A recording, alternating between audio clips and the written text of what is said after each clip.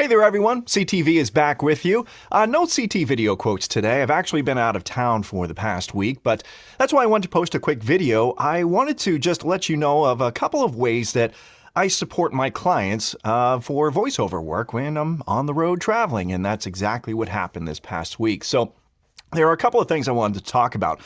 But for starters, some people, when they take vacation, they just want to completely disconnect. Maybe they do want to do a little work on the road. That's entirely up to you.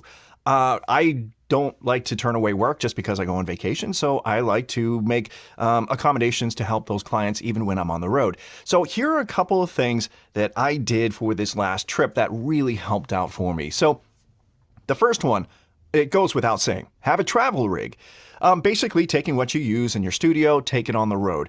It may or may not be the exact same equipment. Maybe you have some large pieces of gear at home, but try to work on a scaled down portable version of your recording studio. Thank goodness I was able to take the CAD mic along with me on the road, but as well as an audio interface and a few other things like stands and that sort of thing. So it all compacts down into a nice travel case.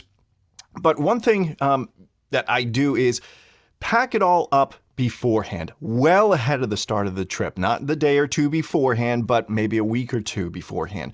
The reason for this is just because you want to make sure you have all the gear, it packs up nicely, and that you have everything you need to go on the road.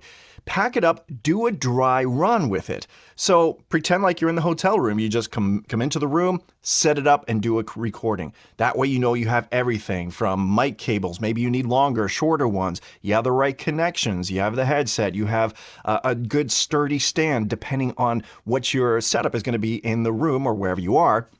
Make sure nothing's toppling over or because you're going to have to make a little bit of a setup wherever you are. So the travel rig is definitely very important. I'm sure a lot of you out there, as far as voiceover people, have that down. But that worked out for me. And I elected to take it along with me because I did have some projects ongoing that I wanted to make sure were completed. And plus, I was actually able to book and complete a couple other jobs when I was down there as well.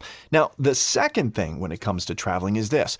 Now, it's around a project that came up just prior to my travels. I already did the re-recording, but the client feedback and possible revisions and the deadline to do those revisions were when I was on the road. So, of course, the travel rig, that's what it's for. However, this is what I was worried about. What if I got down there and the acoustics of the room were just awful? I mean, most hotel rooms are pretty quiet. Or what if my gear broke? Or what if I forgot something? Or a whole number of other things that could happen where it would affect the edits that I make down there may not fit well with the original recording. And I don't want to put the client or the producer in a lurch. So here's what I did. I researched local studios where I was staying, and I looked into their availability, I looked into the rates, and I found one right around the corner, and I was just about to book them until the deadline for my project was actually extended, so I didn't really need it. However, I had the backup plan.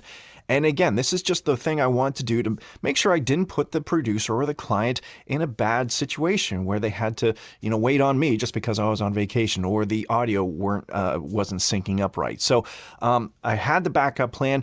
Thanks to Phantom City Studio and Amy and the folks there. Thanks for having my back. I'm sorry it didn't work out this time, but again, you guys were there and I appreciate your time and effort. Those are a couple things that I did when I was on the road to help support my clients. Again, I want to provide quick professional service no matter what the situation is. Whether I'm here in my studio or on the road. So that's what I have for now. I have a lot to catch up on, so I'll catch you next time. See ya.